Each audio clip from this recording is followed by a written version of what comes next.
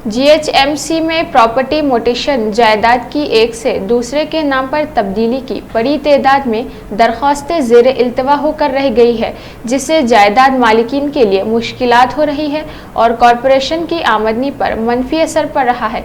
GHMC में property mutation के लिए ज़ेर इल्तवा दरख्वास्तों की तादाद तकरीबन 20,000 हो गई है और इस साल में मार्च से 4 गुना इजाफा हुआ। ज़राए ने ये बात बताई। ओहदेदारों के मुताबिक GHMC स्टाफ के कोविड-19 ड्यूटी पर होने की वजह से उस पर असर पड़ रहा है।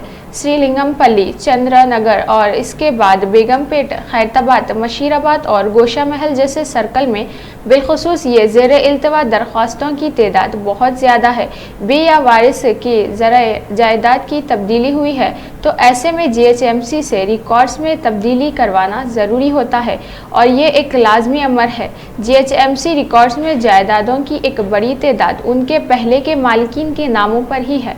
जायदादों की रजिस्ट्रेशन में लाए गए हालिया इस्लाहात के बाद जायदाद की फ़रोख्त और मोटेशन से मुताल्लिक़ डेट अब रजिस्ट्रेशन डिपार्टमेंट से रास्त तौर पर GHMC को पहुंच रहा है। ओहदेदारों के PTIN ने कहा कि प्रॉपर्टी टैक्स आइडेंटिफिकेशन नंबर तस्कीरे के बाद बगैर रजिस्ट्रेशन करने की वजह इस तरह की दरख्वास्तों की बड़ी तादाद इल्तवा की शिकार हो गई है। एक ओहदेदार ने बताया कि हम जायदादों के डोर नंबर्स हासिल कर रहे हैं और उन्हें सेंटर फॉर गेट्स गवर्नेंस को रवाना कर रहे हैं ताकि वो PTIN के हुसूल के लिए मुतल्लिका सर्कल ओहदेदारों को रवाना करें। उसमें बहुत वक्त लग रहा है और उसकी अदम दस्तियाबी के बायस 30 सर्कल्स में PTIN है। तकरीबन 8,300 दरख्वास्तें ज़ेर इल्तवा है।